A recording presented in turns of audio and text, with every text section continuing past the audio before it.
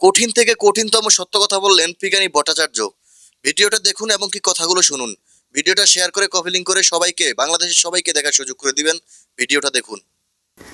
ইন্ডিয়ার ভয় হচ্ছে যদি নির্বাচন দেরি হয় তাহলে দুইটা ঘটনা ঘটবে। রাষ্ট্রীয় প্রতিষ্ঠানগুলোতে সংস্কার হবে, কিছুটা শক্তিশালী হবে, প্রতিষ্ঠানগুলোটা শক্তিশালী হবে। বিএনপি কলে দ্রুত জনপ্রিয়তা হারিতেছে, বিভিন্ন জায়গায় যা দখল টকল হচ্ছে না, এগুলাত কিন্তু বিএনপির কোনো প্রেস্টিজ থাকিচ্ছে না।